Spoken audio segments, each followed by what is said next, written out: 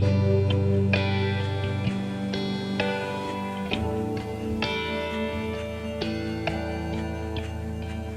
thing about taking some of these road trips with New Day Cleveland is you get to learn something while you're on the road, and we're visiting a very special place called the Women's Rights National Historical Park.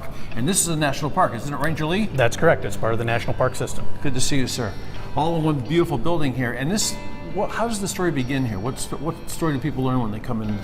Well, really, our story is really about the start of the women's rights movement here in the United States, because this site was where the first women's rights convention took place in 1848. Has something to do with this lady right here? Yes, this lady right here is Elizabeth Cady Stanton, who is given credit for being perhaps one of the best known organizers of the convention.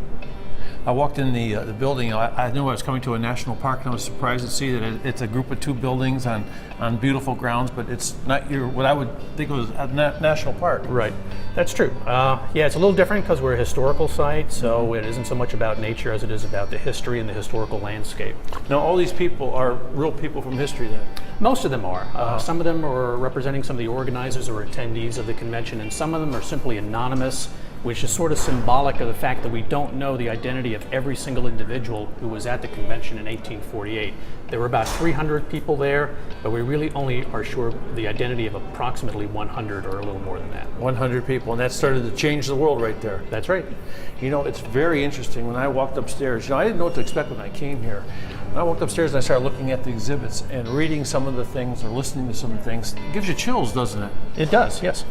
I mean, it's a real emotional thing. And, I used the word history before, but to me, historical it may be, but it certainly seems so contemporary, that the lessons learned from what you see here.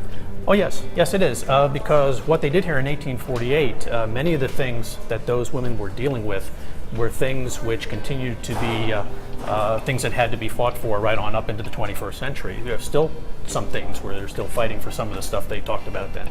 Right over here we have Sojourner Truth, who was a slave originally, and of course is an individual who escaped from slavery, and of course became very prominent not only in the anti-slavery movement here in the United States, but also became intertwined with the women's rights movement of the country as well. They've done a beautiful job of collecting the items around each exhibit and giving real character to the figures. How about the story of myths in the back?